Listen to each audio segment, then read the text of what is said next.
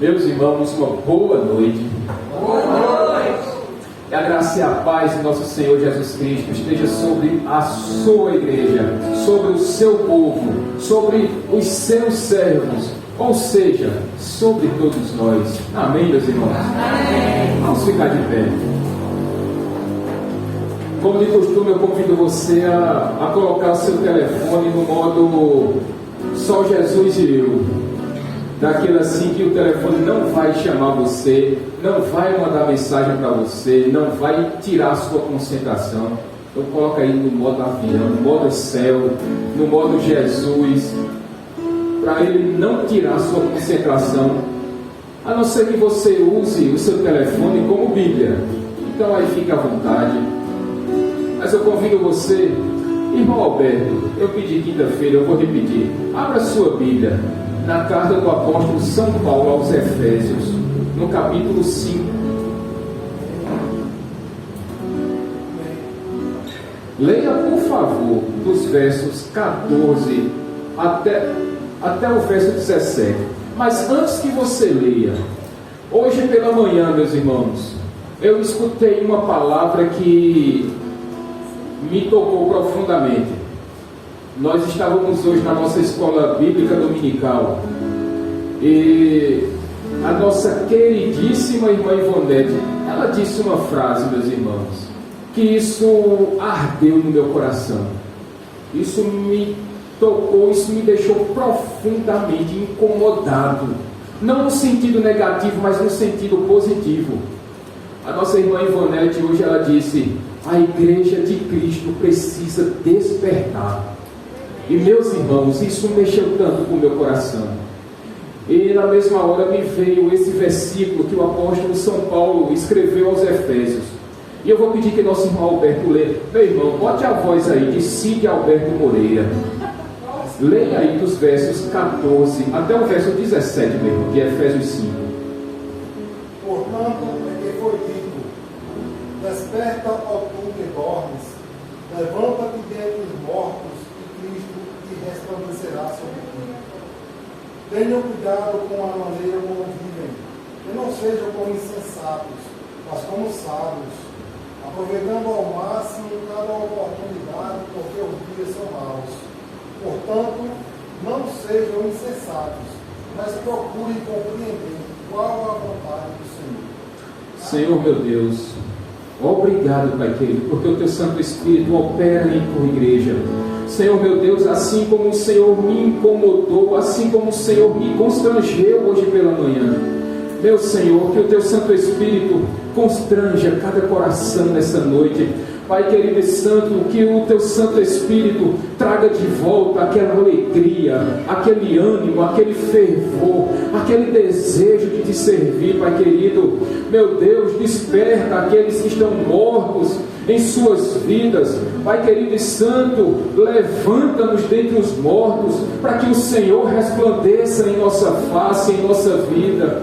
Senhor Deus, precisamos aproveitar cada momento, cada instante, como se fosse o último, Senhor, porque os dias são maus. E que a nossa vida seja conduzida de forma, Senhor Deus, que todos vejam que nós vivemos com sabedoria, não como os ímpios, não como os tolos, não como os insensatos, mas que nós vivamos uma vida de sabedoria, e esta sabedoria só vem de Ti, Deus. Por isso, nessa noite, estamos aqui todos, Senhor Deus, para Te louvar, para Te bendizer, para entregar as nossas vidas como um sacrifício vivo e agradável, Senhor. E que o Senhor, na Sua sublime misericórdia, que o Senhor se agrade das nossas vidas.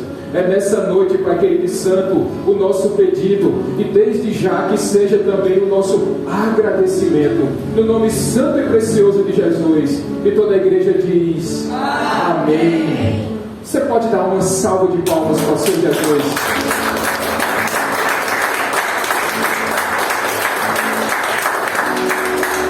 Eu convido você nesse momento a entregar o seu melhor louvor para aquele que é o autor e consumador da nossa fé, Jesus Cristo. Graça e paz, boa noite. Quantos vieram aliviar suas almas aqui? Aleluia. Quantos vieram louvar, entregar o seu pensar, o seu coração a Deus?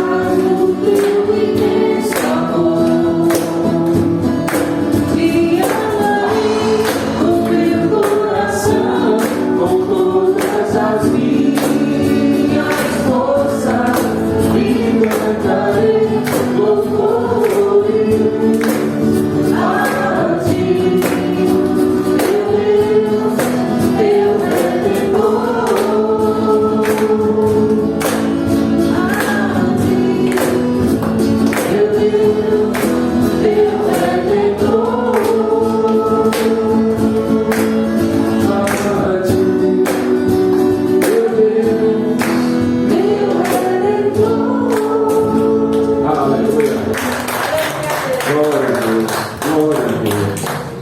Meus irmãos, como não seria a nossa vida se nós não tivéssemos o privilégio de mergulharmos neste mar que é o amor de Cristo?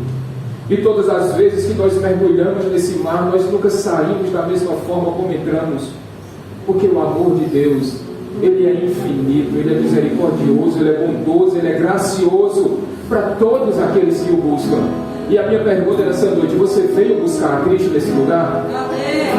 Então louve a Deus, louve a Deus. Glória a Deus. Se Ele quiser, mas se Ele não quiser, Ele continua sendo Deus. Aleluia.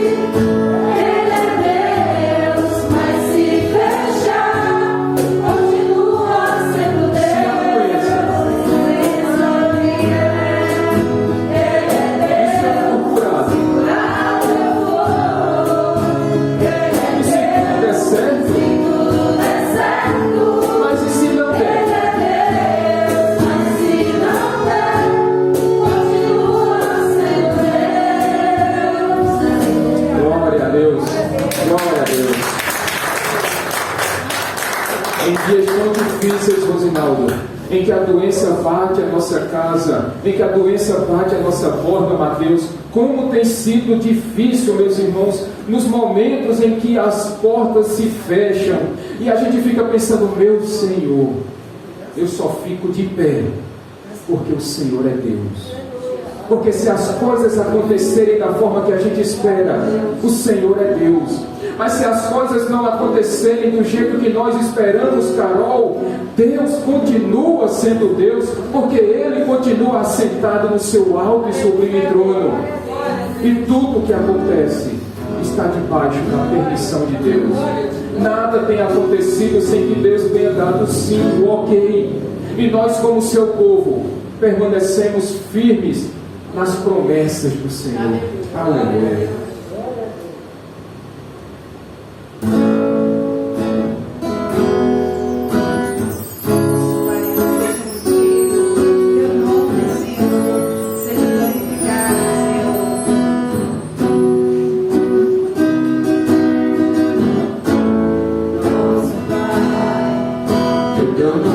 Seja mantido santo, venha o teu reino, dá-nos hoje o alimento necessário para viver, o pão de cada dia. Perdoa os erros que temos cometido,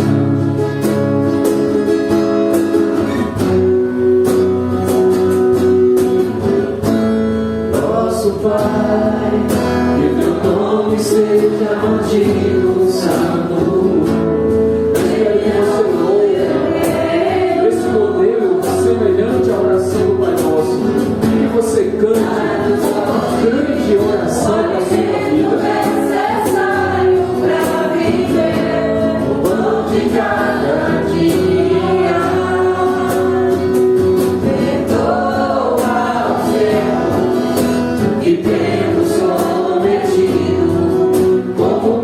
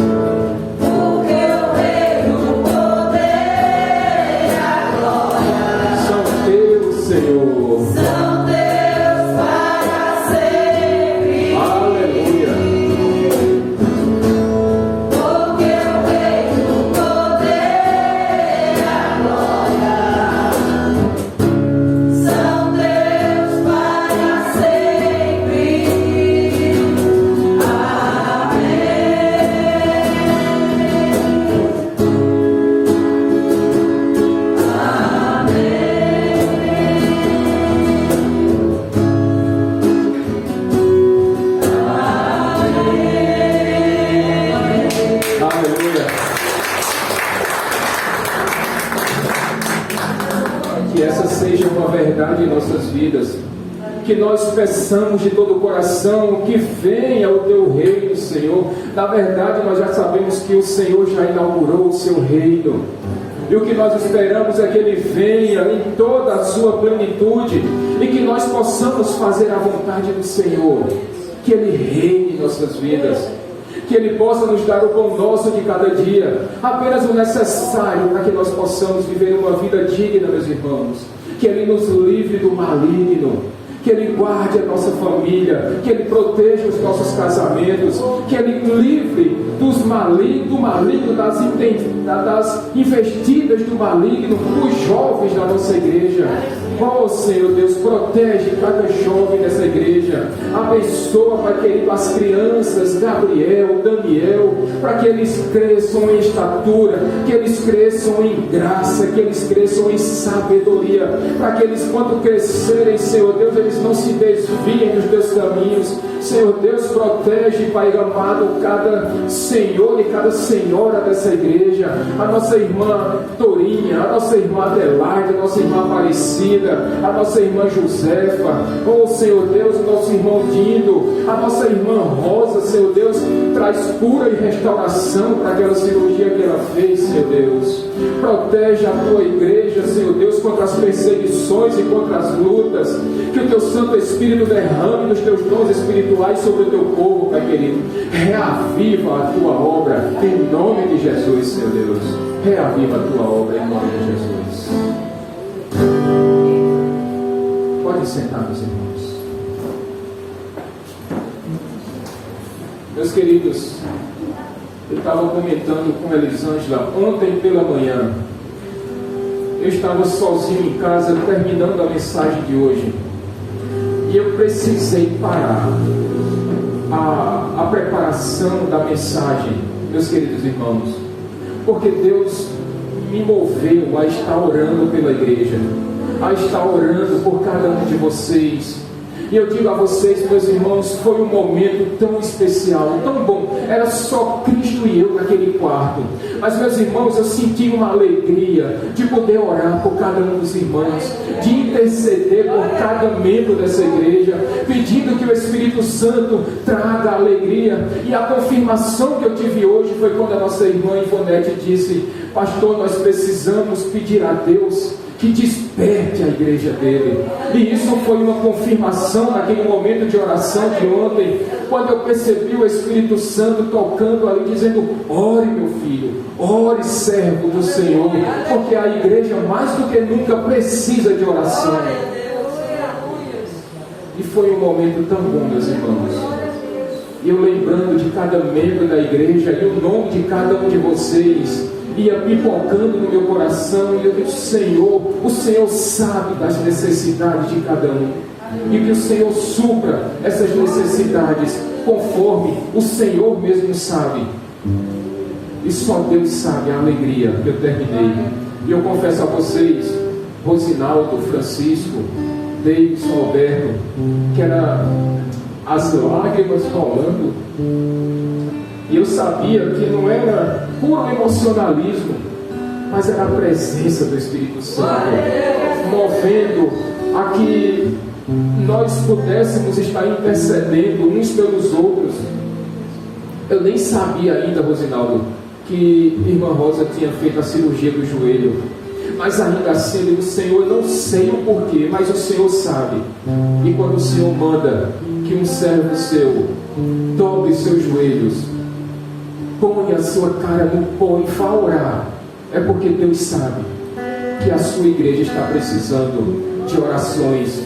Deus sabe que a igreja está precisando de um despertamento. Deus sabe que a igreja dele está precisando de um reavivamento. E como isso alegrou meu coração, e como eu espero nessa noite que este mesmo Espírito Santo de Deus, que encheu de alegria o meu coração, que encha também o seu nessa noite, para que você desperte, para que você sinta de volta aquela alegria de estar orando uns pelos outros, intercedendo uns pelos outros, se alegrando em vir à casa de Deus. Porque, meus irmãos, isso não é apenas uma formalidade, não, mas isso aqui é um privilégio para nós que temos a liberdade de estarmos na casa do Senhor, para poder louvar e bendizer o nome dEle, sem sermos constrangidos, sem sermos proibidos, sem sofrermos tantas perseguições como irmãos nossos neste exato momento estão sofrendo. Que privilégio é esse nosso, meus irmãos, de poder estarmos aqui, nos derramando na presença de Deus. Outro motivo de alegria que encheu o meu coração é que hoje é o aniversário da irmã de Elisângela, e antes de começarmos aqui a escola bíblica, nós ligamos para ela e desejamos um feliz aniversário, que Deus continue cobrindo de bênçãos a vida dela. Assim, meus queridos irmãos, como eu peço a vocês, olha, amanhã entra no grupo da igreja e enche de comentários e de feliz aniversário, porque amanhã é o aniversário de Carol. Eu queria que você enchesse o grupo da igreja. Mande quantas mensagens você puder, quanto o tempo lhe permitir. Se possível, faça uma oração, coloca lá no grupo da igreja. Parabenize a nossa jovem, essa amada jovem da igreja, que tanto tem servido a Deus, que tanto tem se disponibilizado a servir o Senhor. Muitas vezes ali nas redes sociais a gente não vê, mas ela está lá, e ela prepara um videozinho, e ela prepara um logozinho para colocar no canal. E meus irmãos, isso enche de alegria o coração de qualquer pastor, quanto mais o meu, que estou aqui na igreja há tão pouco tempo ainda, mas isso enche o coração do pastor de alegria. Por isso, não esqueça, amanhã no grupo da igreja, dá lá os parabéns para ela. Se de repente você tiver um pouquinho mais de tempo durante o dia, faz uma ligaçãozinha, uma chamada de vídeo, mas não deixa passar não. É que a gente não está podendo tanto se abraçar, mas que você possa mandar essa mensagem. É uma forma de carinho que nós temos para aqueles que são da nossa família de fé. Peço também, meus irmãos, que vocês continuem orando, porque a gente não está podendo ter a nossa irmã Aparecida conosco, porque a coluna às vezes não permite que ela passe muito tempo sentada, ai, dói as pernas. Mas a gente tem clamado a Deus que Deus possa intervir na vida dela, para que ela possa estar conosco de novo aqui, nos alegrando, assim como a nossa irmã Ivonete, que volta agora, está nos alegrando também. Então, meus irmãos, peço também a vocês, olha, aqueles alimentos que vocês trouxeram, todos eles já foram destinados para uma família que estava necessitada, e muito necessitada. Por isso, meus irmãos, continuem sendo generosos, tragam alimentos para a igreja, porque olha, não para a comida aqui. Chegou o alimento na igreja, é igual quando chega a vacina lá. A vacina vai para o braço, mas a comida que chega aqui na igreja, ela vai para o prato, e para o prato daquele que está precisando. Por isso, meus irmãos, sejam generosos, continuem trazendo alimentos. E com essa mesma alegria, meus irmãos, Francisco, por gentileza, você pode entregar os envelopes de dízimo e oferta, por favor. Pai Santo e amado, que o Senhor venha a derramar, Pai Santo, da tua generosidade sobre o teu povo nessa noite. Em nome de Jesus. Amém.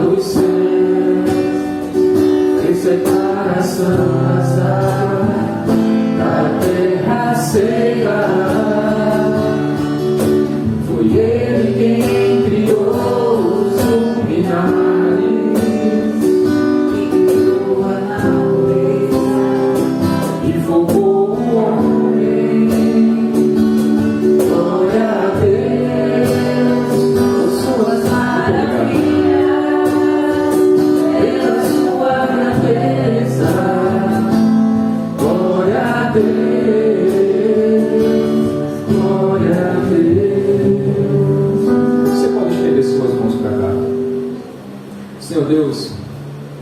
pedimos nessa noite é que a tua generosidade que tem sido derramada sobre o teu povo, ela se converta, Pai querido, em comprometimento do teu povo. É para contigo, Senhor Deus. Não é para homens, mas é para o Senhor e para a sua obra, Pai querido. É para que esta obra, esta igreja continue sendo um canal de bênção, Senhor. E que o Senhor possa abençoar cada membro dessa igreja, abrindo portas, Senhor Deus, derramando das tuas bênçãos, dos teus milagres, da tua graça, Senhor Deus. E que o Senhor multiplique estes recursos, para que teu nome, a tua obra, continue sendo administrada da melhor forma possível, Deus. Assim te agradecemos, no nome de Jesus. Amém. Eu falei para vocês, para quem estava aqui hoje pela manhã, que nós vamos ter um encontro na Bíblia, que aqui na igreja é a coisa mais comum do mundo. É quando nós teremos um encontro de duas crianças daqui da igreja, que nós já temos esse costume. Quem são as duas crianças da igreja, meus irmãos? Daniel e a Gabriela. Mas hoje, especialmente hoje, nós vamos ver o encontro destes dois personagens bíblicos na própria Bíblia, na própria palavra de Deus. Então, abra sua Bíblia no livro do profeta Daniel, no capítulo 8. Livro do profeta Daniel, no capítulo 8. E quando você encontrar em reverência a palavra, você fica de pé. Daniel, capítulo 8. Você pode fazer a leitura dele, por favor. Do 1 ao 27, até o finalzinho. No terceiro ano do reinado do rei Belsazar, eu, Daniel, tive outra visão, a segunda. Na minha visão, eu me vi na cidadela de Suzã, na província de Elão. Na visão, eu estava junto do canal de Ulai. Olhei para cima e diante de mim, junto ao canal, estava um carneiro. Seus 2 chifres eram compridos, um mais que o outro, mas o mais comprido cresceu depois do outro. Observei o carneiro enquanto ele avançava para o oeste, para o norte e para o sul. Nenhum animal conseguia resistir-lhe, e ninguém podia livrar-se do seu poder. Ele fazia o que bem desejava, e foi ficando cada vez maior. Enquanto eu considerava isso, de repente um bode com um chifre enorme entre os olhos veio do oeste, percorrendo toda a extensão da terra sem encostar no chão. Ele veio na direção do carneiro de 2 chifres que eu tinha visto ao lado do canal, e avançou contra ele com grande fúria. Eu vi atacar furiosamente o carneiro, atingi-lo e quebrar os seus 2 chifres. O carneiro não teve forças para resistir a ele. O bode o derrubou no chão e o pisoteou, e ninguém foi capaz de livrar o carneiro do seu poder.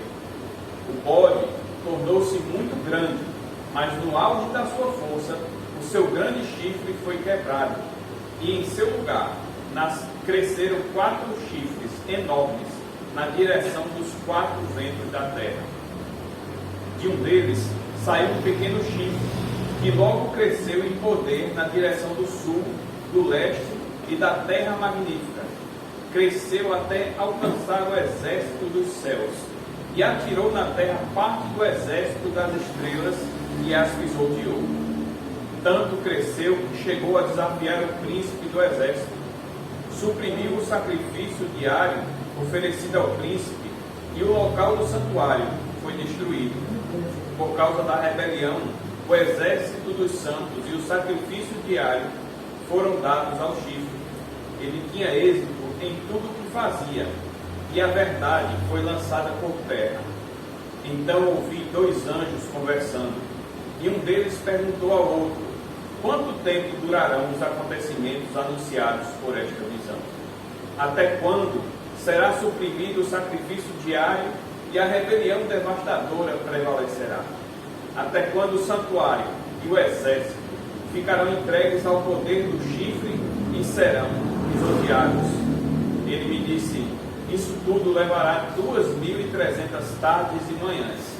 Então o santuário será reconsagrado.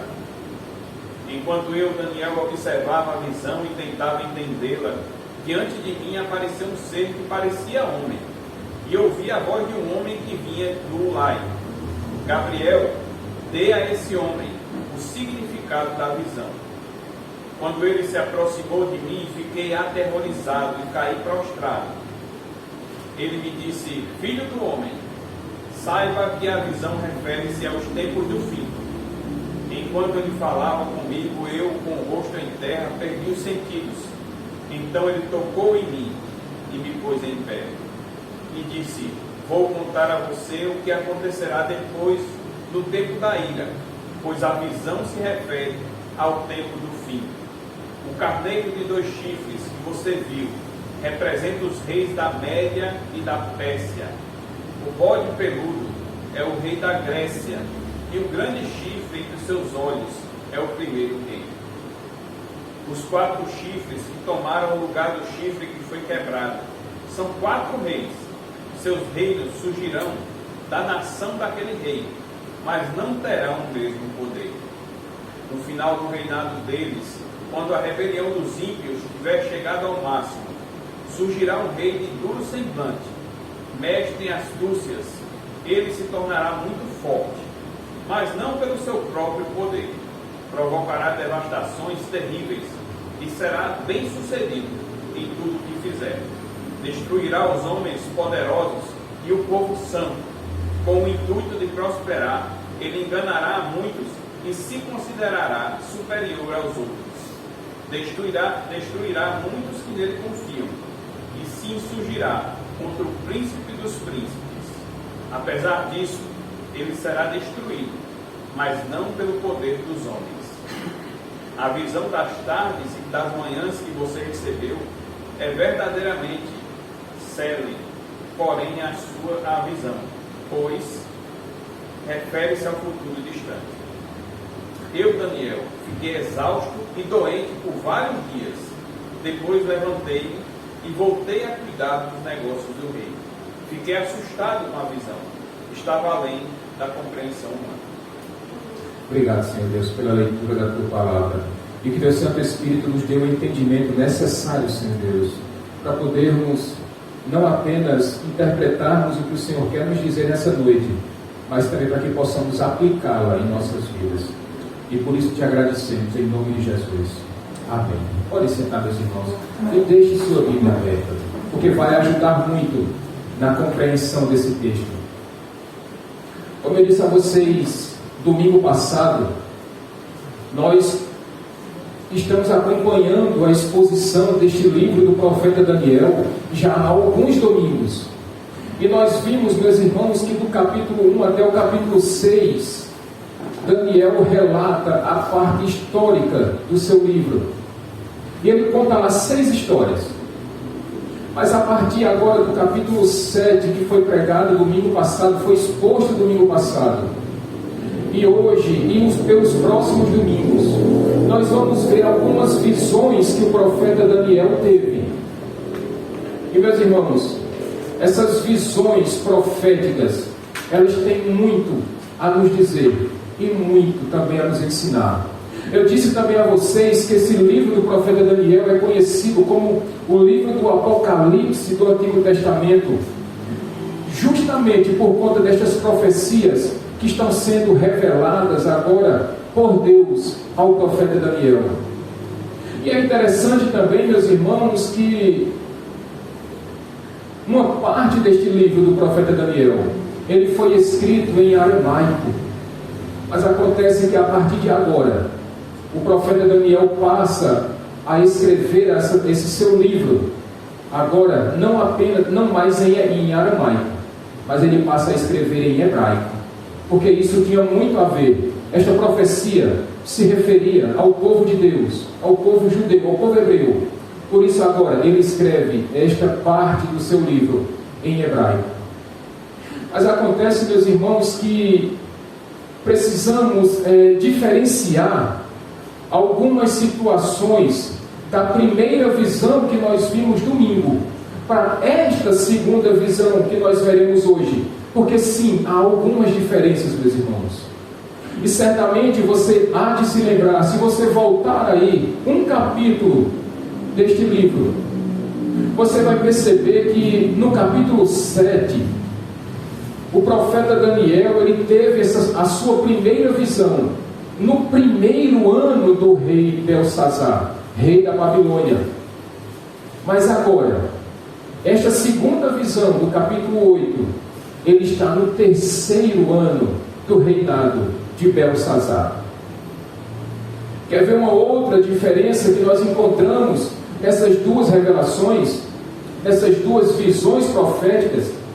É que, se você recorda bem, nós estamos agora no capítulo 8, Ivonete, mas se nós olharmos, foi no capítulo 5 que a Babilônia caiu, quando o rei Dario conquistou a Babilônia. E nós vimos que no capítulo 6, nós vimos quando Daniel foi libertado, foi liberto por Deus, quando ele estava lá na cova dos leões. E quando ele estava na cova dos leões, Vitor, isso já foi no Império Medo-Persa. E aí agora a gente chega no capítulo 7, Daniel começa a nos apresentar as suas visões, voltando para o reino da Babilônia. No capítulo 7, no primeiro ano de Belsazar, e agora no capítulo 8, no terceiro ano do reinado de Belsazar. Quer ver uma outra diferença que talvez você tenha percebido na sua leitura? É que no capítulo 7, no capítulo anterior, Daniel teve a sua visão, mas ele estava dormindo. Se você ler o capítulo 7, comecinho, vai dizer que ele estava dormindo quando ele teve a visão. Mas agora, no capítulo 8, Daniel está acordado. Ele tem essa visão, essa revelação profética, e ele estava acordado. Mas não apenas isso. Além de Daniel estar acordado, quando ele tem essa visão profética, ele é levado em espírito para um outro lugar. Aí você deve estar lembrando, Alberto, mas o profeta Ezequiel também passou por essa experiência. É verdade. O profeta Daniel agora ele foi levado em espírito para um outro lugar. Se os irmãos estão bem atentos à leitura, Daniel está tendo essa visão aqui no reinado da Babilônia. Mas agora Deus leva o profeta Daniel em espírito para um lugar chamado Cidadela de Suzã. E, meus irmãos, quando nós falamos em Cidadela de Suzã, possivelmente os irmãos estejam se lembrando de um outro personagem bíblico. Vamos ver se os irmãos aqui lembram. Quem é outro personagem bíblico que vivia na Cidadela de Suzã? Vou dar uma dica, é uma mulher. Esther. Está no Antigo Testamento também. Esther morava na Cidadela de Suzã. E um fato interessante, Mateus e Davidson, mais novo, que essa cidade de Suzã, ela foi uma importante cidade no Império Babilônico, mas também no Império Medo-Persa foi uma cidade por demais importante, tanto que o rei da Média e da Pérsia, passava pelo menos 3 meses por ano nessa cidadela de Suzã. Tamanha era a importância dessa cidade. Mas não apenas isso, meus irmãos. Há uma outra diferença aqui entre essas duas visões que são muito importantes para nós. Quer ver? Uma coisa que vai diferenciar a visão de Daniel no capítulo 7 e do capítulo 8 é quanto ao tempo desta visão. Alberto, o que é que diz o versículo 17 aí do capítulo 8?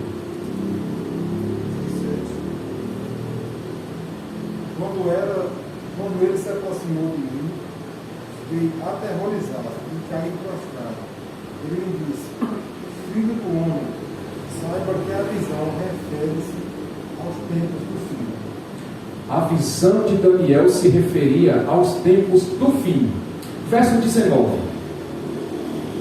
E disse: vou contar-lhe o que acontecerá depois, no tempo da ira, pois a visão se refere ao tempo do fim. Verso 26. A visão das tardes e das manhãs que você recebeu é verdadeira, sério, porém a visão, pois refere-se ao futuro distante. Há uma grande diferença, meus irmãos, entre essas duas visões, porque o que nós vamos encontrar aqui é Daniel tendo uma visão profética das coisas que vão acontecer no fim dos tempos. Mas o que nós precisamos ter em mente, Lusa, é que se no capítulo 7 Daniel estava tendo uma visão profética do anticristo que vai se levantar pouco antes da vinda de Cristo, este anticristo, este personagem que Daniel agora está vendo no capítulo 8, é um anticristo que, na verdade, para mim e para você, ele já veio, ele já passou pela história. Ou seja, o que diferencia uma visão da outra é que, se por um lado o anticristo que Daniel viu no capítulo 7, nem ele chegou a conhecer e nem nós, porque esse anticristo ele só virá pouco antes de Cristo voltar. E então nós sabemos que quando esse anticristo vier, ele vai perseguir o povo de Deus, ele vai matar o povo de Deus, ele vai triunfar sobre boa parte do povo de Deus. Mas quando Cristo vier, vai ser apenas assim, Carol, e pior, com um soco na boca de Cristo, que ele derrotará este anticristo. Mas agora no capítulo 8 não, Daniel não teve o desprazer de conhecer esse anticristo, essa caricatura de anticristo, mas ele já aconteceu na história. E isso é o que diferencia uma visão da outra. E sabe o que é mais interessante também, meus irmãos? É a forma como Daniel reage a esta visão que ele está tendo agora, através do anjo Gabriel, que veio lhe falar. Eu fico, nessa hora, meus irmãos, nessa hora, eu parei. Todas as vezes que eu reli esse texto, Rosinaldo, Patrícia e Francisco, eu ficava imaginando o anjo Gabriel, Ivonete, conversando com o profeta Daniel. Eu digo, mas Senhor, já imaginou se Deus levanta Daniel para ser um profeta? E se Deus levanta Gabriel para ser um outro profeta? Já imaginou, meus irmãos? Se depois daqui em diante, se Deus levanta esses dois garotos, essas duas crianças da igreja, e se Deus levanta esses dois homens para serem pastores, para serem pregadores da palavra de Deus, e um dia, nós aí, eu e vocês, sentados nessas cadeiras aí, ouvindo a pregação de Daniel, e ouvindo a pregação de Daniel, eu parei, meus irmãos, eu parei, aos 3 pais de plantão aí, eu parei. Eu disse, Senhor, que seja feita a tua vontade. Mas se o Senhor der esse privilégio para a igreja e para esses 3 pais, de terem os seus filhos sendo ministros do Evangelho, porque não existe honra maior, meus irmãos, do que ser um ministro do Evangelho, aquele que prega a palavra da salvação para as pessoas que estão perdidas e desgarradas desse mundo de meu Deus. E que seja feita a vontade de Deus. Mas se depender das minhas orações, eu ainda vou ter o privilégio de ouvir esses 2 jovens pregando aqui atrás desse púlpito, segurando um microfone desse. Mas a reação, meus irmãos, que Daniel teve ao ouvir as palavras, o pronunciamento do anjo Gabriel, é que no verso 17 vai dizer que quando Daniel viu a figura angelical, aquele personagem celeste, divino, Daniel se prostrou. Porque, meus irmãos, não tem como. Tamanho foi o susto de Daniel quando ele viu a figura do anjo Gabriel na frente dele. Ele não teve outra reação que não fosse colocar seu rosto em terra, dobrar os seus joelhos e se curvar com toda humildade, com toda reverência. Mas o mais interessante, meus irmãos, é que quando você olha para o versículo 18, você vai perceber que Daniel, ele desmaiou, mas ele não desmaiou por causa da presença do anjo Gabriel, muito pelo contrário. Daniel desmaiou, irmã Dorinha, porque a mensagem que o anjo Gabriel falou para o profeta foi forte demais. Porque o que é que o anjo falou para Daniel? Ele disse: olha, Daniel, a visão que você está tendo tem a ver com o fim dos tempos. E olha, esse império que você vive, esse império babilônico, ele vai ser destruído. E meus irmãos, nós temos que lembrar que Daniel, o profeta Daniel, nessa altura do campeonato, já era um homem com mais de 80 anos, irmã Dorinha. E este homem desmaiou, não foi de susto, mas este homem desmaiou diante da mensagem que o anjo deu para ele, que o anjo repassou para ele. E eu fico imaginando, meus irmãos, como seria a nossa reação se de repente Cícera chegasse para Dindo e dissesse: olha, Dindo, sabe qual é o país mais forte da atualidade, meus irmãos? Imagina Cícera chegando para Dindo e dizendo: olha, Dindo, Deus me deu uma visão e disse que os Estados Unidos vai ser totalmente destruído. Chocaria qualquer um de nós, sim ou não?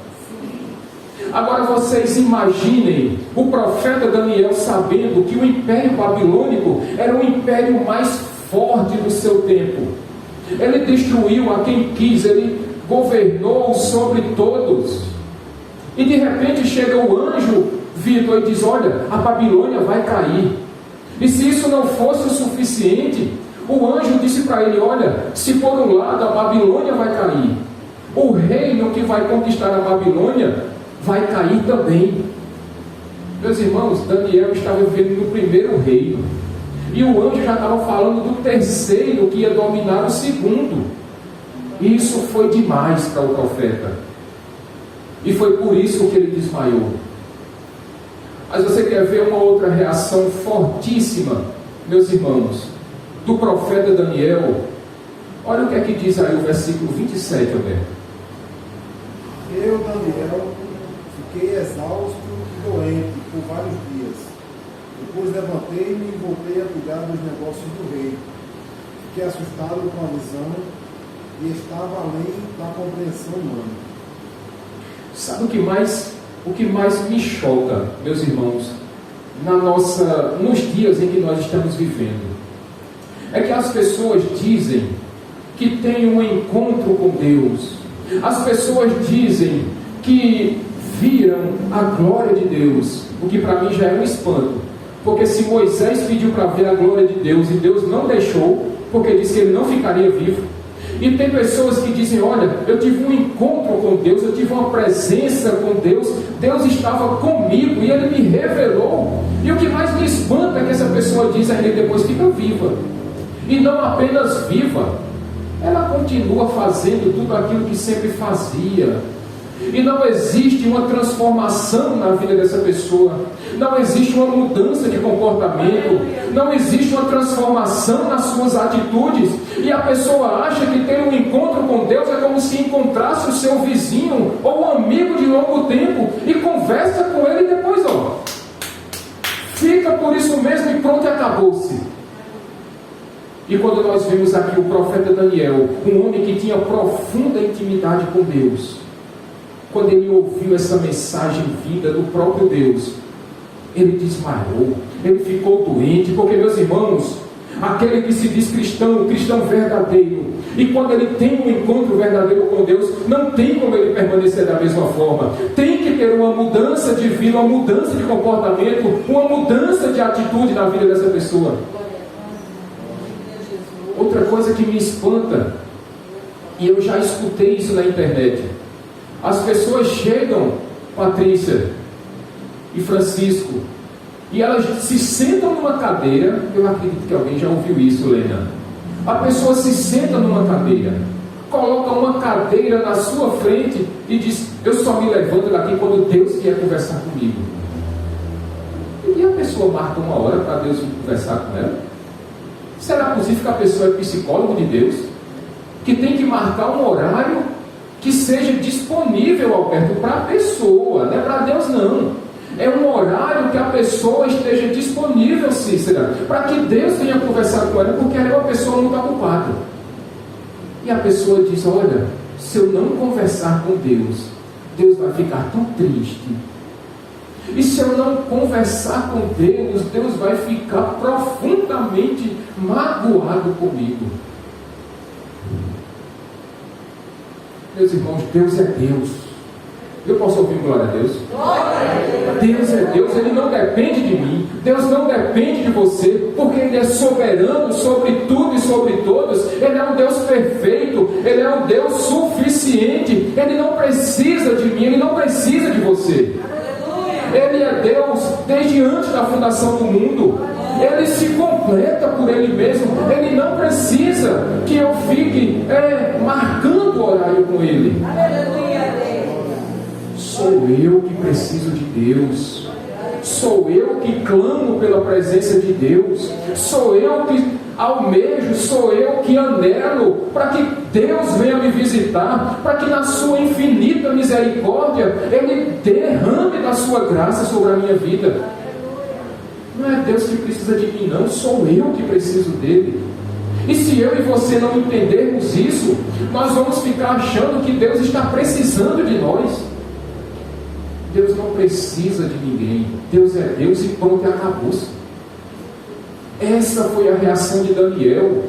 Ele se curvou, ele se prostrou, ele colocou seu rosto em terra, reconhecendo a sua total carência, a sua total insuficiência diante da presença de Deus. E esse deve ser um grande ensinamento para mim e para a sua vida nessa noite. Somos nós que dependemos de Deus, somos nós que precisamos de Deus. E diante dessas diferenciações, meus irmãos, entre uma visão e outra, vamos entrar definitivamente agora na visão do profeta Daniel, porque quando nós chegamos aí nos versículos 3 e 4, Daniel disse que viu um grande carneiro, ou ele viu um carneiro com 2 grandes chifres. É isso que diz o versículo 3 e 4, Alberto, por favor. Olhei para cima, diante de mim, junto ao canal, estava um carneiro. Seus 2 chifres eram compridos, um mais que o outro, mas o mais comprido cresceu depois do outro. Observei o carneiro enquanto ele avançava para o oeste, para o norte e para o sul.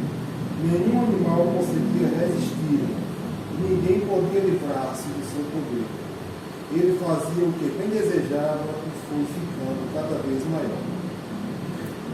Graças a Deus, meus irmãos, que esse capítulo 8, diferente do capítulo 7, que a gente tem que fazer um verdadeiro estudo para saber a representação daqueles animais, do leão, do urso, do leopardo e daquele outro animal terrível, para nós sabermos quais eram os reinos que eles representavam. Haja vista que o leão representava a Babilônia, o urso representava o Império Medo-Persa, o leopardo representava o Império Grego, e aquele animal terrível, aquele quarto animal, representava o Império Romano. Mas agora no capítulo 8, irmã Dorinha, graças a Deus ele deixou mais fácil a nossa vida, porque se você quiser saber quem é esse carneiro, veja o que aqui diz aí o versículo 20, Alberto.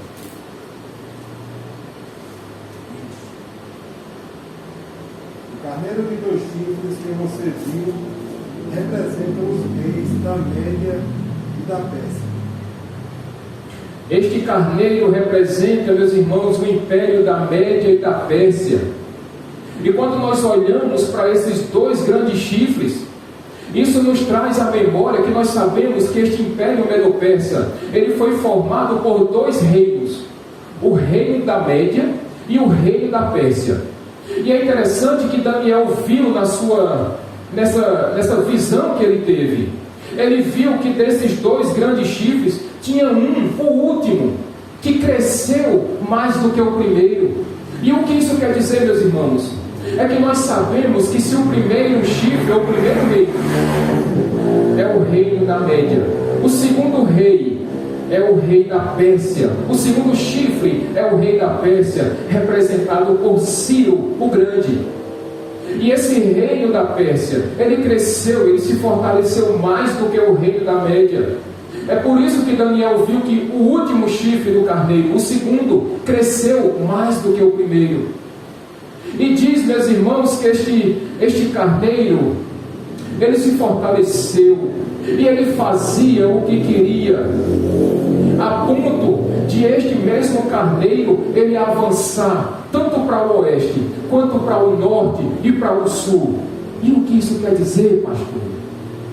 É porque quando ele fala sobre os lados do oeste, é que este império medo-persa, para as bandas do oeste, eles conquistaram o reino da Babilônia, eles conquistaram o reino da Síria, e eles também conquistaram a Ásia Menor.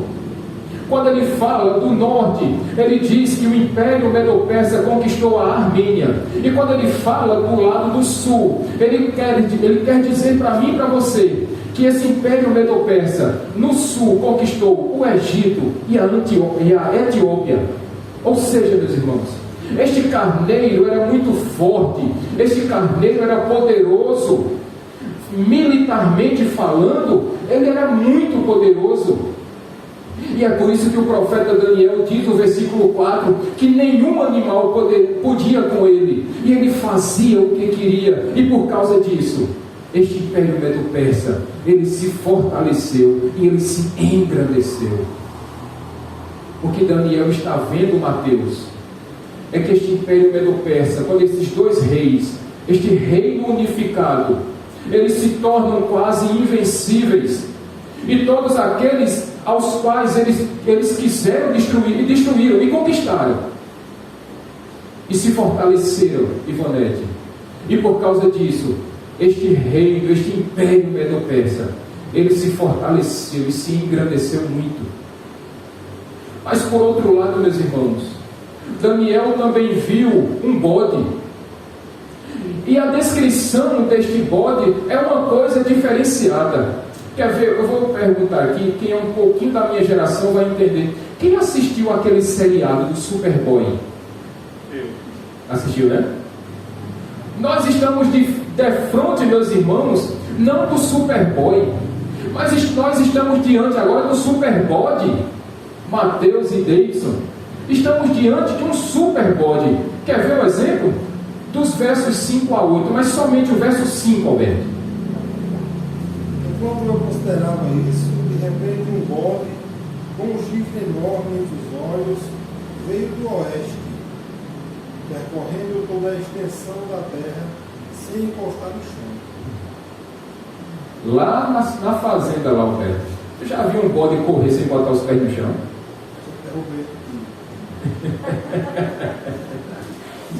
Rosinaldo, lá em Campina Grande, já viu algum bode voador? Viu não, né? Dino tem experiência. Nunca viu um bode voador não, Dino?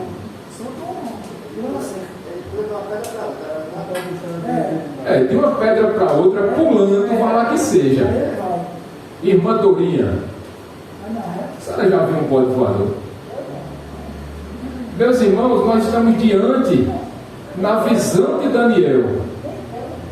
Nem quer ver, irmã Dorinha? Cícera, em Pernambuco, já viu um bode voador? Nunca não, né?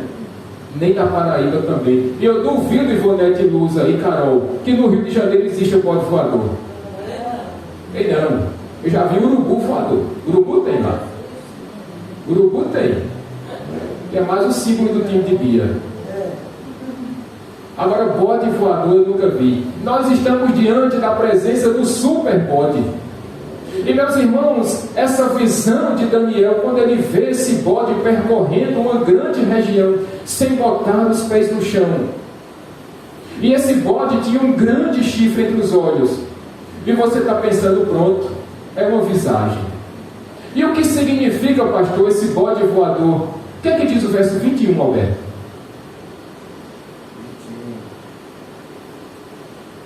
peludo é o rei da Grécia, e o grande chifre entre os seus olhos é o primeiro rei. Este bode, ele representa o Império Grego. E nós sabemos, meus irmãos, que o Império Grego foi aquele que derrotou o Império Medo-Persa. E o mais interessante de tudo é que esse grande chifre no meio dos olhos do bode, eu nunca vi bode com um chifre no meio dos olhos. Alguém já viu aqui? O tempo que eu enxerguei na vida, eu nunca vi um bode com um chifre no meio dos olhos. Se alguém já conseguiu ver, olha, não era um unicórnio, não era um rinoceronte, não era um mamute, mas era um bode com chifre no meio dos olhos.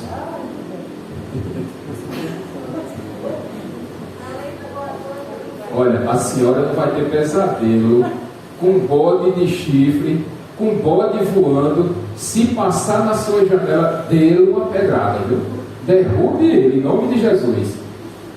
Meus irmãos, o chifre que estava no meio dos olhos desse bode representa o primeiro rei da Grécia. Alguém se aventura a dizer? Alexandre Magno, Alexandre o Grande. E meus irmãos, nós temos algumas coisas para falar sobre Alexandre o Grande. Um jovem de 20 anos que assumiu o reinado no lugar do seu pai, o rei Filipe.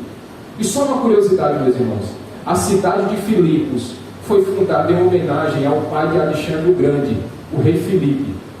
Alexandre o Grande funda essa cidade e coloca o nome do seu pai para homenageá-lo. Então, com a morte de Filipe, o rei Filipe, Alexandre Magno, aos 20 anos, ele assume o trono da Macedônia. E ele começa, meus irmãos, um movimento de conquistas, talvez poucas vezes ou nunca visto antes na história. Porque conta essa mesma história que em aproximadamente 13 anos, Alexandre o Grande conquista quase todo o mundo da sua época. Se os irmãos lembram bem, na divisão do Império Medo-Persa, nós dissemos que o imperador ele dividiu o império em 120 regiões, e nós dissemos que cada região era controlada por um sátrapa. E em 334 a.C., este rei Alexandre Magno, Alexandre o Grande, ele conquista, ele derrota todos esses sátrapas. Não apenas isso, em 331, ele conquista o restante do Império Medo-Persa, derrotando o rei Ciro. E meus irmãos, este homem, Alexandre Magno, ele conquista tudo aquilo que ele almeja. Esse homem, ele era um conquistador, quanto mais extremamente inteligente, extremamente ágil, veloz em suas conquistas, ainda hoje estudado por muitos estrategistas militares. Este homem foi um homem diferenciado na sua época, porque em 13 anos, e mesmo sendo jovem, Deison de Carol, aos 20 anos, este homem botou na cabeça que ia conquistar todo mundo na sua época, e conquistou quase tudo que os seus olhos alcançaram. Mas, meus irmãos, os versículos 6 e 7 vão descrever a derrota do Império Medo-Persa. Vai dizer como este bode, com muita fúria, ele vai de encontro ao Império Medo-Persa, ele conquista todo aquele império. Diz Daniel aí nos versículos 6 e 7 que ele pisoteia, ele humilha, ele esmaga, ele destrói aquele Império Medo-Persa. Mas tem uma coisa, meus irmãos, se por um lado Alexandre Magno, mais conhecido por Alexandre o Grande, muito vitorioso em suas batalhas, mas como todo foguete que sobe, ele faz o que depois? Ele desce. Aos atletas daqui da igreja, é mais difícil, Davidson e Mateus, chegar no topo do seu esporte ou permanecer lá em cima? Permanecer, é isso também, Mateus? Permanecer no topo é mais difícil do que chegar lá em cima. E meus irmãos, foi exatamente isso que aconteceu. Veja o que diz aí no versículo 8, Alberto. O bode tornou-se muito grande, mas no auge da sua força, o seu grande chifre foi quebrado, e em seu lugar cresceram 4 chifres enormes na direção dos 4 ventos da terra. Alexandre Magno, quando estava no auge do seu poder, no ápice do seu poder, na plenitude do seu poder, este homem foi derrotado. E não nos enganemos, meus irmãos, porque, como disse o texto, o seu chifre foi quebrado, o seu poder se acabou, ele foi derrotado, ele morreu, e morreu muito jovem, meus irmãos. Diz a história que aos 33 anos de vida, Alexandre Magno morre. Lembram? Ele começou aos 20, aos 33 esse homem morre. E meus irmãos, como eu disse a vocês, muito mais difícil do que chegar no topo é permanecer dele. Está aqui os irmãos que gostam de futebol. É mais difícil, Dindo, o time chegar em primeiro lugar na tabela ou permanecer até o final do campeonato. Mais difícil é chegar até o final deste campeonato, no topo da tabela, porque todos vão querer derrotá-lo, todos vão querer ganhar dele. Por isso que é tão difícil ficar de pé no auge, no topo, no ápice do seu poder. Se você olha para a história, você lembra que o Egito, no auge do seu poder, caiu. O Império Assírio caiu, o Império Babilônico caiu, o Império Medo-Persa caiu, o Império Grego caiu, o Império Romano caiu. Quem é de um pouquinho de tempo mais para trás vai se lembrar que a antiga União Soviética, União das Repúblicas Socialistas Soviéticas, caiu. O Império Comunista caiu. A antiga Iugoslávia acabou. Então, meus irmãos, muito mais difícil do que chegar no topo é permanecer nele. Agora, o que nós precisamos ter em mente, meus irmãos, é que há um ditado que nós utilizamos que diz, e é muito objetivo com esse texto. Os irmãos devem conhecer esse ditado, que diz assim: é rei morto, rei posto. O versículo 8 vai dizer que com a morte de Alexandre Magno, com a morte de Alexandre o Grande, se levantam 4 generais e dividem o Império Grego. Nós vimos isso domingo passado, porque com a morte de Alexandre se levantaram 4 generais: Cassandro, Ptolomeu, Lisímaco e Seleuco. E talvez você tenha se perguntado: mas pastor, onde é que está isso na Bíblia que eu procurei domingo e não achei? Aí é onde está, meus irmãos. Quando você encerra o livro do profeta Malaquias, e até que você chegue no Evangelho de Mateus, aquela página que está dividindo entre Malaquias e Mateus, ali compreende um espaço de 400 anos, que nós chamamos de período intertestamentário. E é exatamente nesse período de 400 anos que essas coisas estão acontecendo. Este homem, este rei Alexandre, ele se levanta, mas ele morre. Assumem 4 generais em seu lugar. Esses 4 generais dividem o Império Grego em 4. Mas acontece, meus irmãos, que destes 4 generais, tem um que se sobressai mais do que os outros. E é exatamente isso que diz aí o versículo 9, Alberto. E um deles saiu com um pequeno chifre, e logo cresceu em poder na direção do sul, do leste da terra magnífica. Este chifre, este pequeno chifre, ele se levanta do meio de um desses 4 reis, desses 4 generais. E para ser mais específicos, meus irmãos, o nome deste rei é um rei da Síria, do general ali do reino da Seleucida. E o nome deste rei, eu falei para vocês domingo passado, o nome dele é Antíoco Epifânio. E mais uma vez eu digo a vocês, este homem, Antíoco Epifânio, é a maior caricatura, talvez o maior rascunho daquele anticristo do capítulo 7 do capítulo anterior. Porque, meus irmãos, nós precisamos entender muito bem para que a gente não faça confusão nestas profecias.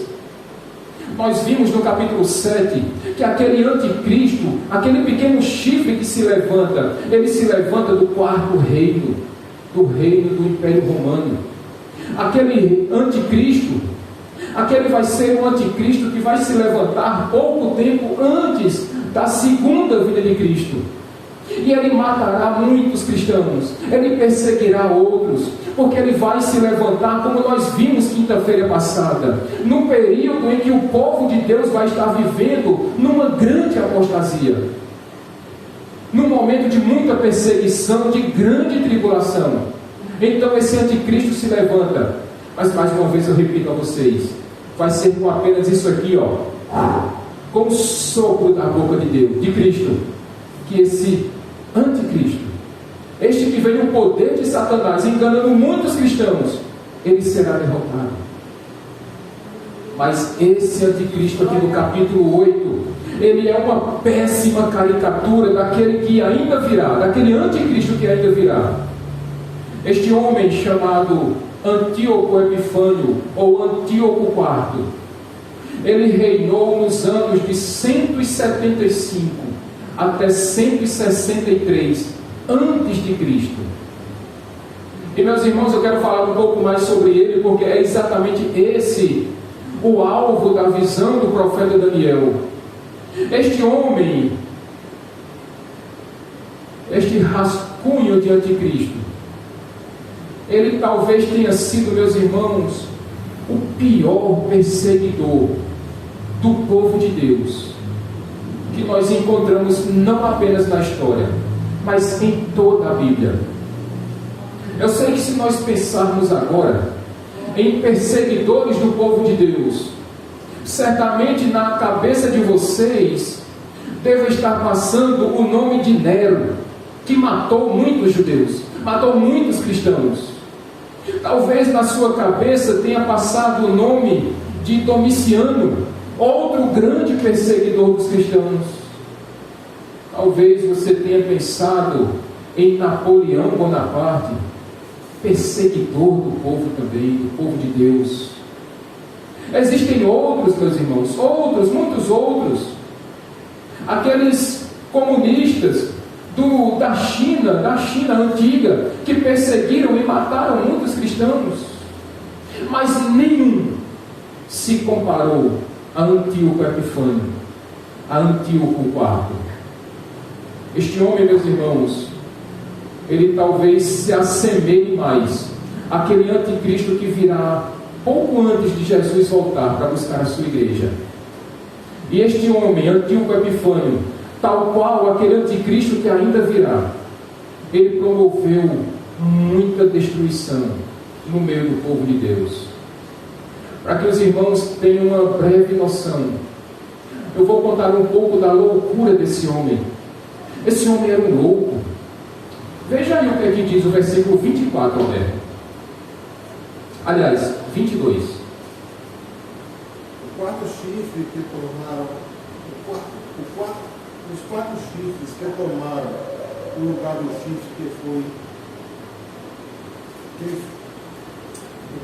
os quatro chifres que tomaram o lugar do chifre que foi quebrado são 4 reis. Perdão, meu irmão, é verso 24. Ele se tornará muito forte, mas não pelo seu próprio poder. Provocará devastações terríveis e será bem sucedido em tudo o que fizer. Destruirá os homens poderosos e o povo santo.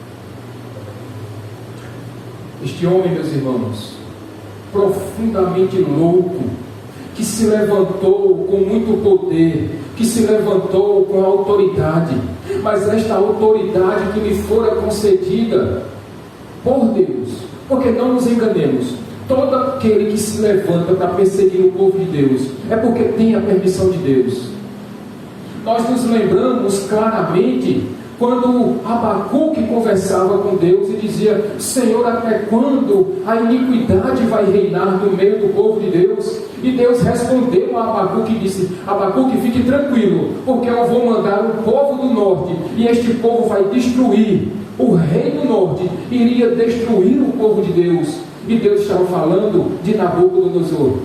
E de fato, quando o Império Babilônico veio, destruiu, levou cativo o povo de Deus. Porque, meus irmãos, todo aquele que levanta-se para perseguir o povo de Deus, muitas vezes ele é usado como vara de disciplina na mão de Deus. Este homem era tão louco, meus queridos irmãos, que ele fez uma moeda. E de um lado da moeda, Bia, tinha a foto, o desenho deste homem, de Antíoco Epifânio.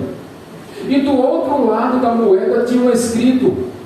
E pasme, meus irmãos, o que este homem mandou colocar na moeda, mandou cunhar na moeda, do rei Antíoco, o Deus tornado visível, que traz a vitória. Vou repetir: do rei Antíoco, o Deus tornado visível, que traz a vitória. Esse homem se autoproclamou sendo o próprio Deus. Na sua loucura, ele disse que não há mais o Deus dos céus, mas ele, Mateus, era o próprio Deus. Na sua loucura, ele perseguiu os cristãos. Na sua loucura, ele matou os cristãos. O verso 24 vai dizer que ele estava perseguindo, guerreando contra o rei do Egito. E ele fez uma parceria com alguns judeus. E quando esses judeus se aliaram a ele, ele veio a matar aqueles judeus, aqueles hebreus. Tamanha era a loucura deste homem. Mas ele era não apenas louco, mas ele era muito violento. A violência desse homem está descrita aí no versículo 11, Alberto. Tanto cresceu que chegou a desafiar o príncipe dos exércitos. Suprimiu o sacrifício diário oferecido ao príncipe, e o local do santuário foi destruído.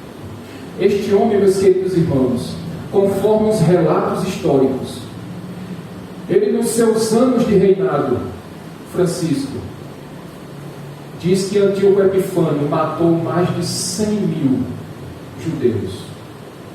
Eu fui pesquisar na população da Paraíba, meus irmãos. É como se Antíoco Epifânio tivesse matado toda a população da cidade de Patos, não deixando uma viva alma sequer. Na sua loucura, ele não aceitando não ser adorado como sendo o verdadeiro Deus, ele matou aqueles que se negavam a adorá-lo, a cultuá-lo, a reconhecê-lo como o verdadeiro Deus. E por isso aquelas pessoas eram mortas ao fio da espada. Mais de 100 mil pessoas foram mortas porque não aceitaram dobrar os seus joelhos para adorar um homem como sendo o próprio Deus. Na sua loucura, na sua violência, ele perseguiu o povo de Deus, assim como aquele anticristo do capítulo 7, quando ele vier, ele vai perseguir a sua igreja, meus irmãos. Ele vai nos perseguir se estivermos aqui. E ele vai matar a todos aqueles que não dobrarem os seus joelhos. E ele vai matar aqueles que não reconhecerem o anticristo como sendo o verdadeiro Deus, Lena. E nós precisamos ficar firmes. Mas não apenas louco, não apenas violento. Este homem, ele também era desrespeitoso, ele era traidor. Porque, como eu disse a vocês, ele fez uma aliança com o povo de Deus para que guerreasse com ele contra o Egito, mas ele matou essas pessoas na covardia, na traição. Em seu desrespeito, vai dizer no versículo 25 que ele afrontou o príncipe dos príncipes, ou seja, ele desrespeitou o próprio Deus. Ele afrontou a autoridade de Deus. Ele proibiu o povo de Deus de ir aos templos para ler a lei de Deus. Vocês imaginam, meus irmãos, um dia, e isso vai acontecer aqui conosco, Eu não sei quando, mas vai acontecer um dia em que nós seremos proibidos de carregarmos as nossas Bíblias, que nós seremos proibidos de lermos as nossas Bíblias, nós seremos proibidos de vir à igreja ou de virmos à igreja para cultuar o nosso Deus. Este homem fez isso já naquela época. E o anticristo, o escatológico, aquele que virá antes da vinda de Cristo, ele vai fazer a mesma coisa. Ele vai matar a espada aqueles que quiserem cultuar o Deus verdadeiro e não o Deus falso ou o pseudo-Deus que é o anticristo. Mas tem mais, meus irmãos. Este homem, Antíoco Epifânio, ele veio num momento de grande apostasia do povo de Deus. Veja o que é que diz aí no versículo 12, Alberto. Por causa da rebelião, o exército dos santos e o sacrifício diário foram dados ao chifre. Ele tinha êxito em tudo o que fazia, e a verdade foi lançada por terra. Meus irmãos, no momento em que Antíoco Epifânio veio, que ele se levantou, foi um tempo em que o povo de Deus estava andando afastado do seu Deus. Nós vimos quinta-feira, para quem esteve aqui, que quando o anticristo escatológico, aquele que virá antes de Cristo, mas antes que ele venha, disse o apóstolo Paulo aos Tessalonicenses e a mim e a você, que antes da vinda de Cristo vai acontecer um momento de grande apostasia, um momento em que o povo de Deus vai abandonar a sua fé. Vai chegar um tempo em que o povo de Deus vai esfriar a sua fé e não vai mais querer andar com Deus, não vai mais querer cultuar a Deus, não vai mais querer ter envolvimento com o seu Deus. E vai ser neste exato momento em que o anticristo vai chegar. E foi exatamente neste momento que veio este homem, Antíoco Epifânio. O povo de Deus estava vivendo um momento de apostasia, de idolatria. E Deus usa este homem como sendo uma vara de disciplina, para disciplinar o seu povo, para que o seu povo se arrependa dos seus pecados. Esse tempo está chegando, meus irmãos. Eu estava lendo uma pesquisa, Cícera e Helena, que a Europa, que foi o berço da reforma protestante, já vive, Carol, Bia, Davidson, Mateus, Vitor, a Europa já vive um momento de pós-cristianismo.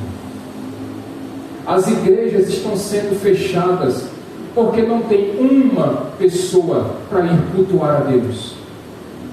Essas igrejas estão se tornando, meus irmãos, boates, cinemas, teatros, casas de festa, porque já não existe mais uma pessoa que saia da sua casa para ir à igreja cultuar o seu Deus. A fé deste povo se esfriou. Esse povo abandonou a sua fé. A Europa está vivendo isso. E não nos enganemos, porque isso já está chegando também nos Estados Unidos, a América do Norte.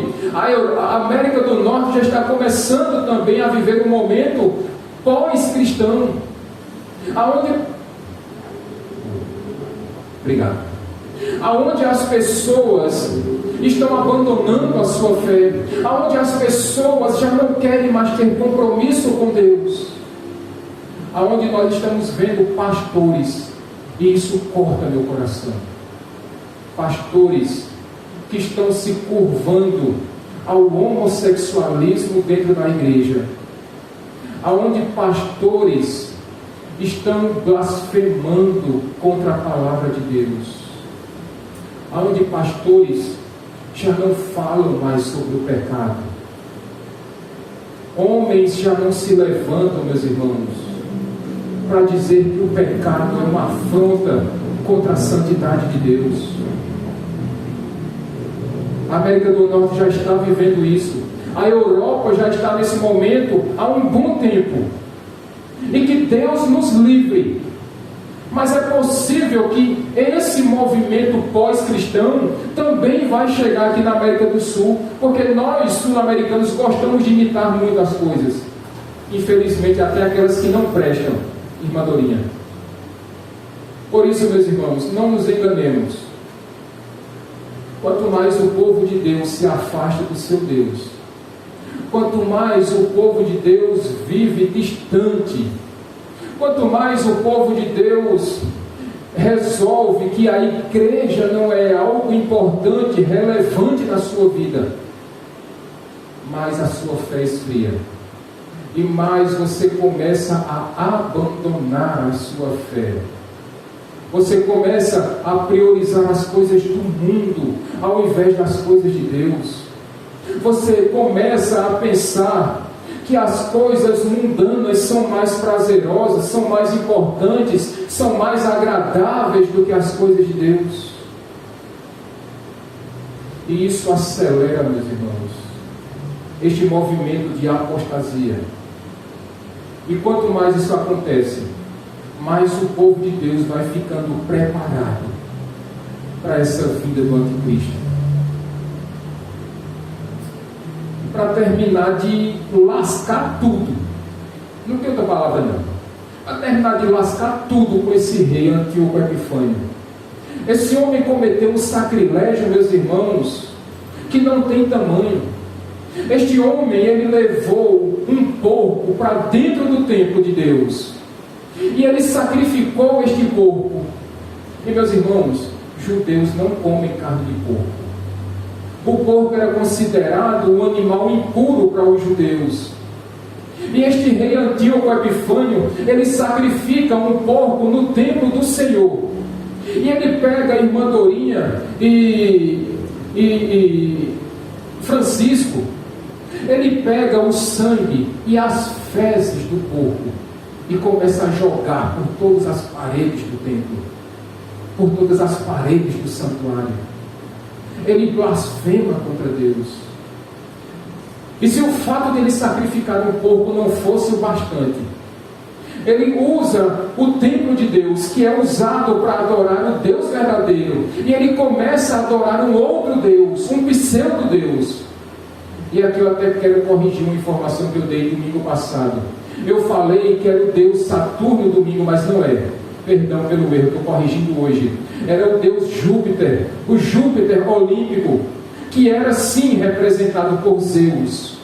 Quando eu falei Saturno domingo passado, eu estava me referindo ao pai de Zeus, Cronos, na mitologia grega.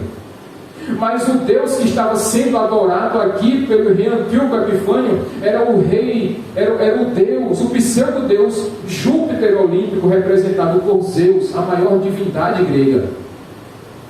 E aqueles que não aceitavam adorar aquele Deus grego, aqueles que não aceitaram comer aquela carne imunda que o rei Antíoco sacrificou naquele templo, aquele povo estava sendo morto ao fio da espada.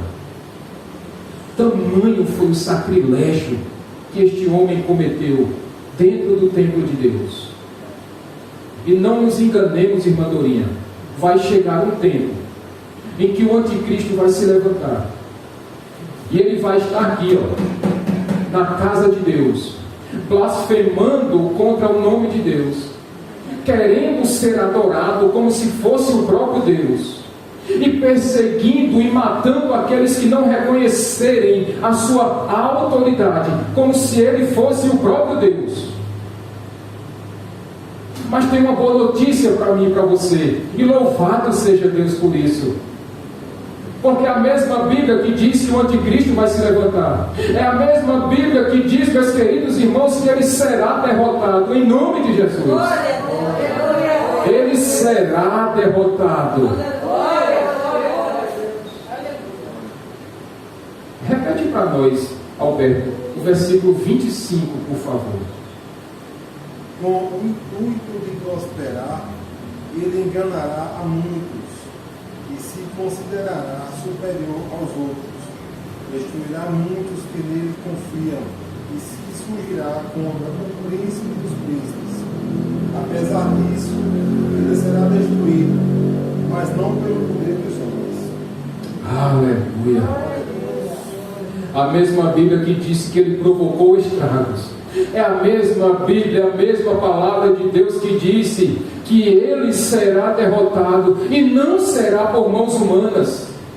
Meus irmãos, este rei Antíoco Epifânio, em uma de suas batalhas, em uma de suas guerras, em uma das pelejas, das conquistas que ele estava tão habituado a praticar, diz lá o livro dos Macabeus, e mais uma vez eu digo a vocês, o primeiro e segundo livro dos Macabeus, embora não esteja dentro da nossa Bíblia, não tenha entrado no cânon bíblico, porque foi reconhecido que ele foi escrito, mas de forma não inspirada por Deus, mas como fonte histórica, ele é muito importante para nós. Portanto, se você quer conhecer essa história mais a fundo, se você quer conhecer mais detalhes, leia 1º e 2º Macabeus, e você vai ter todos esses relatos, todas estas guerras, estas lutas que aconteceram naquele período de 400 anos antes da vinda do profeta João Batista. É importante, é uma boa leitura. Mas diz o livro dos Macabeus que este rei Antíoco Epifânio, Davidson, ele foi derrotado, mas não por mãos humanas. Não teve uma flecha, não teve uma lança, não teve uma espada que encostasse nesse homem, mas nós cremos que foi a mão do próprio Deus que o derrotou. Diz no livro dos Macabeus que a morte deste homem foi uma morte trágica. Alguns estudiosos chegam a dizer que este homem morreu de câncer. E diz lá o livro dos Macabeus que a morte deste homem foi uma morte terrível, foi uma morte horrível. Porque, meus irmãos, ninguém se levanta contra Deus e pode sair vitorioso desta batalha. Ninguém pode afrontar a autoridade de Deus e sair vencedor dessa parada. Todo aquele que ousou se levantar contra Deus, todo aquele que ousou afrontar a divindade, a autoridade, blasfemar contra o nome de Deus, nenhum deles permaneceu firme, permaneceu de pé para contar a história. Assim aconteceu com este rei. Ele foi morto não por mãos humanas, ele foi morto pelas mãos, ele foi morto, sentenciado, destruído pelas mãos do próprio Deus. Foi o tribunal de Deus, foi a justiça santa e perfeita de Deus que humilhou e quebrantou e esmagou este rei Antíoco Epifânio. Perdão. Da mesma forma, nós cremos que quando aquele anticristo se levantar, aquele escatológico, aquele que virá antes da vinda de Cristo, diz também a Bíblia Sagrada, e João descreve no livro de Apocalipse, lá no capítulo 19, e ele vai dizer: eu vi os céus se abrirem, e um grande cavalo branco, e neste cavalo branco estava um cavaleiro, e seu nome era Fiel e Verdadeiro, e ele julgava e sentenciava com justiça, e os seus olhos eram como bolas de fogo, e em sua cabeça tinham muitas coroas, e nas suas coroas um nome que ninguém sabia qual era. E diz que da boca deste Deus, da boca deste homem, saía uma espada que iria sentenciar os povos, e ele reinará com cetro de ferro, e ele pisará sobre o lagar da fúria da ira de Deus. O seu manto estava tingido com sangue, e em seu manto e em sua coxa estava escrito o nome Rei dos Reis e Senhor dos Senhores. E quando ele vier, vem com um sopro da sua boca, e ele esmagará, e ele destruirá Satanás, e ele será lançado no lago de fogo e enxofre, e será destruído, e cumprirá toda a sua sentença por toda a eternidade. Glória a Deus. Este é o Deus a quem nós servimos. E todo aquele que se levantar contra este Deus, Mateus, ele será sentenciado. Vitor, todo aquele que blasfema contra Deus, ele vai ter o mesmo fim, Davidson, Carol, Bia, que este homem teve, que o anticristo terá, e que Satanás já sabe que o espera. Porque quando Cristo vier montado em seu cavalo branco, e não haverá batalha, porque da boca de Cristo sairá a espada, e esta espada, ela sentenciará aqueles que se levantaram contra o Rei dos Reis e o Senhor dos Senhores. E neste dia será pelo sopro da sua boca que ele esmagará a Lena e Cícera, e ele derrotará Satanás, e este será lançado no lago de fogo e enxofre. As aplicações, meus irmãos, desta visão do profeta Daniel, que nós podemos e devemos aplicar em nossas vidas, é que nós não temos o direito, como disse o apóstolo Paulo aos Tessalonicenses, nós não podemos e não devemos desprezar as profecias. A visão que o profeta Daniel teve foi uma visão dito escatológica. Na verdade, esse rascunho de anticristo ele já veio e ele já foi derrotado, mas virá ainda um, e ele perseguirá o povo de Deus, e ele matará muitos. Mas a Bíblia Sagrada vai dizer também que nós derrotaremos o Satanás, nós derrotaremos o diabo com a nossa morte, pelo testemunho da palavra e pelo sangue do Cordeiro. E nós derrotaremos a Satanás. Ele já está derrotado. O que o povo de Deus não pode, o que nós não podemos, é desprezarmos as profecias. E nós também não podemos ficar acomodados, como foi lido no versículo 24. O povo de Deus não pode ficar acomodado, Alberto. Nós precisamos estar vigilantes, orando, jejuando, intercedendo, clamando, não permitindo que nós nos afastemos de Deus, que nós deixemos que a nossa fé esfrie. E finalmente, meus irmãos, nós também não podemos nos desesperar, nos assombrar com estas profecias, porque tudo aquilo que foi prometido, tudo aquilo que foi visto pelo profeta Daniel, ele há de se cumprir. Mas se você foi lavado e remido no sangue do Cordeiro, se você passou pelo novo nascimento, se você foi lavado e remido no sangue do Cordeiro, se você foi selado pelo Espírito Santo de Deus, esse anticristo ele não pode te tocar. Ele não vai te tocar, porque ele só pode ir até onde Deus permite. E se você é um escolhido de Deus, ele nada pode contra você, porque até mesmo Satanás é o Satanás de Deus, e ele só pode fazer o que Deus permite, e ele já tem uma clara proibição de que ele não pode tocar no povo de Deus, a não ser que o Senhor permita. Mas se você permanece firme nas promessas do Senhor, se você permanece com seu coração ardendo, se você despertou, como nós vimos hoje no começo do culto, se você despertou dentre os mortos, se você não está como aqueles que dormem, desperte o seu coração, reavive o seu coração, reaqueça a sua vida com Deus, a sua vida, a sua comunhão com Deus. Peça que o Espírito Santo te encha todos os dias com a plenitude do Santo Espírito, que Ele derrame sobre você os dons espirituais, que você seja cheio do Espírito Santo todos os dias, e que o Espírito Santo derrame da sua graça e da sua misericórdia sobre a sua vida. Vamos ficar de pé, meus irmãos.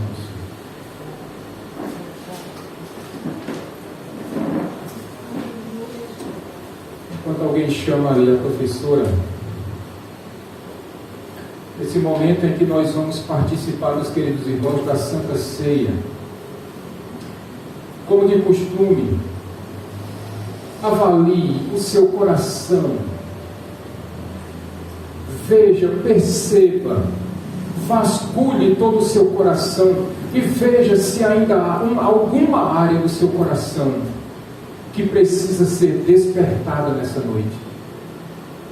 Se existe alguma área da sua vida que está carente, que está em falta com Deus, meus irmãos, este é um momento em que nós precisamos fazer uma autoavaliação para saber se de fato nós estamos vivendo conforme Deus requer de nós, para que a apostasia ela não seja sequer pensada, ela não passe nem perto da sua e da minha vida. Faça essa avaliação da sua vida. E se você encontrar alguma falha, algum defeito, algo que esteja indo contra a vontade de Deus, que você se arrependa nesse momento, nessa noite, em nome de Jesus. E que você volte mais uma vez a sentir aquela alegria que você sentia quando você entregou a sua vida a Cristo pela primeira vez.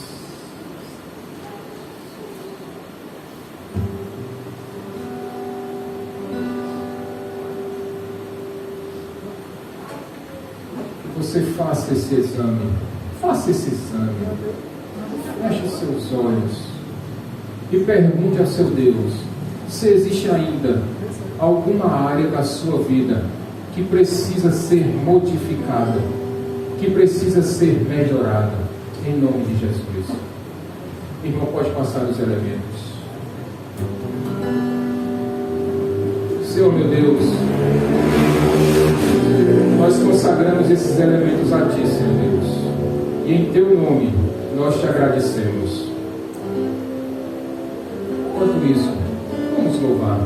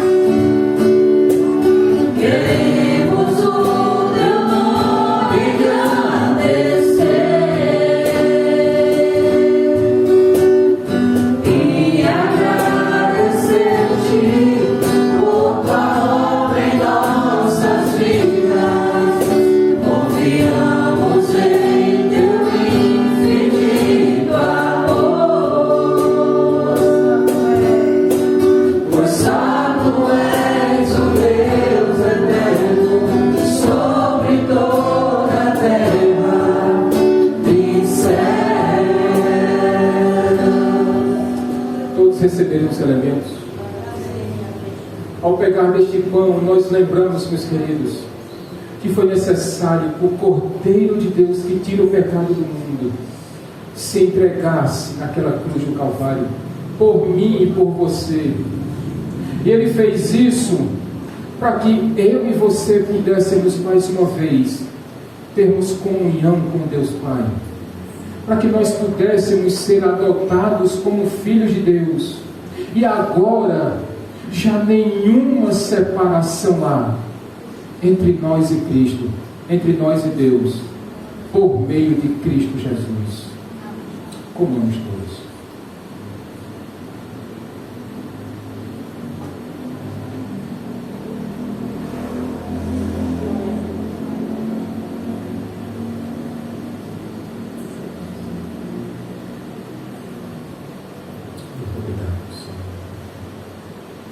Da mesma forma como quando nós pegamos este suco e nós também trazemos à nossa memória aquele sangue que foi derramado, o sangue do Cordeiro de Deus que tira o pecado do mundo.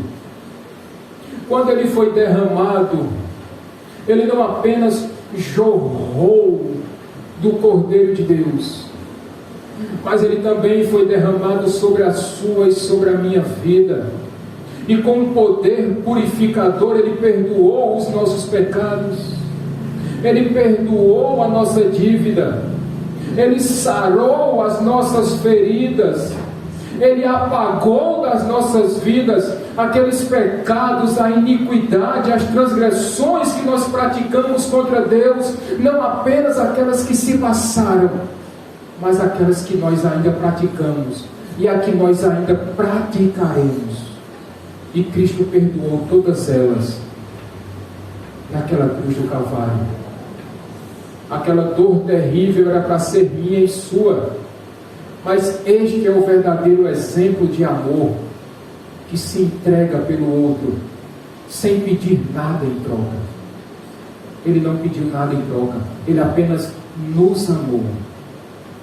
E é por isso que ao bebermos deste suco, nós estamos memorizando o sacrifício de Cristo. Bebamos todos.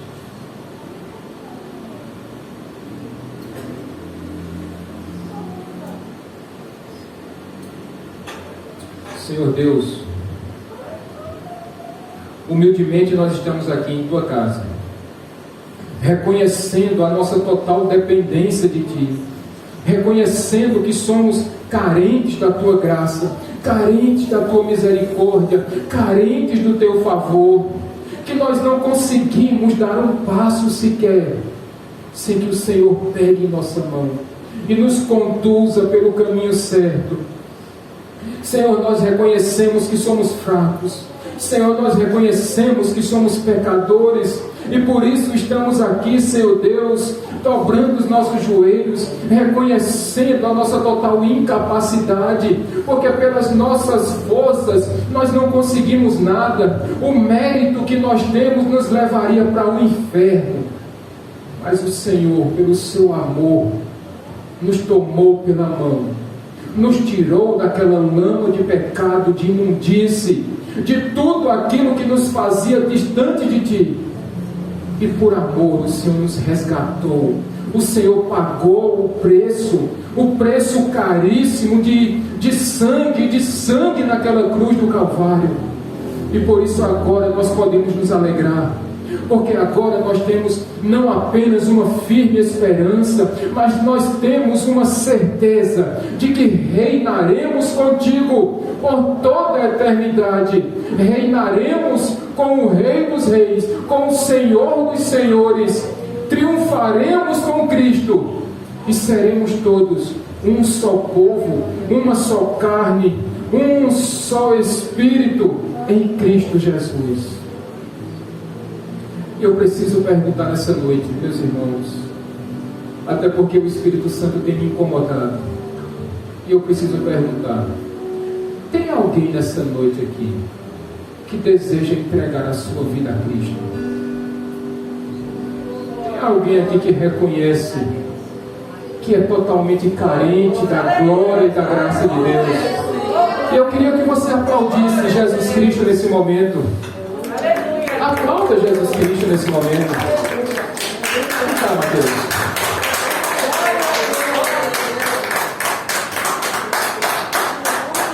Eu queria que você estendesse suas mãos para esse jovem. Senhor, nós estamos aqui diante de alguém que reconhece que é incapaz diante de Ti, Senhor, que reconhece que as dificuldades desse mundo são maiores do que nós podemos suportar, e que se não for a Tua mão que nos sustenta, que se não for a Tua mão que nos livra, que se não for a Tua mão que nos protege, oh Deus querido, nós não conseguiremos nada nesta vida. Por isso, Senhor Deus, diz a Tua palavra que quando um pecador se arrepende, há uma verdadeira festa nos céus. E os anjos estão glorificando o nome do Senhor, porque mais alguém reconheceu Jesus como seu Senhor e Salvador.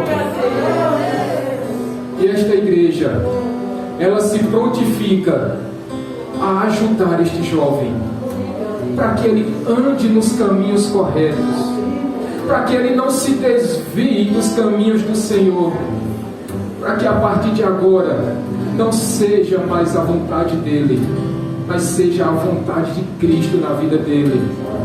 Dificuldades ele vai enfrentar, mas tenha certeza, Mateus, que você ganhou agora uma família de fé, que vai se alegrar com a sua alegria, que vai se entristecer com as suas tristezas, mas que vai estar com a mão assim, ó, estendida para você. E na hora que você precisar, como família de fé que nós somos, nós estaremos com você em todos os momentos. Que Deus te abençoe. E agora, sinta-se mais do que nunca participante desta família de fé. Seja bem-vindo, em nome de Jesus. E nós dizemos, meus irmãos, não apenas para os visitantes, mas para aqueles que entregam a sua vida a Cristo. E como é que nós podemos dizer para Ele? Que Deus te abençoe, rica e abundantemente.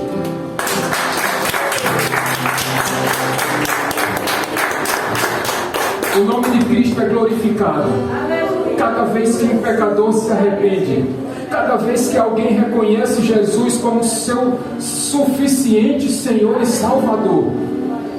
E agora nós temos um compromisso, meus irmãos, de estarmos andando lado a lado com Mateus, assim como nós fazemos com Bia, assim como nós fazemos com Carol, assim como nós fazemos com Vitor, assim como nós fazemos com Davidson. A alegria dele é nossa alegria, a tristeza dele é nossa tristeza. Mas o povo de Deus, ele tem um diferencial, que nós estamos juntos em todos os momentos. Por isso, meus irmãos, não teríamos como terminar melhor este culto com o nome do Senhor sendo glorificado, com mais um pecador se arrependendo e com a palavra de Deus sendo pregada. Que Deus te abençoe rica e abundantemente, que o amor de Deus Pai, que a graça do nosso Senhor Jesus Cristo e as misericordiosas consolações do Espírito Santo estejam sobre você, sobre a sua família, sobre a sua vida, sobre a sua casa, sobre os seus filhos, em nome de Jesus. E eu aguardo vocês quinta-feira, em nome de Jesus. Uma boa noite. Poderoso é o Senhor nosso Deus.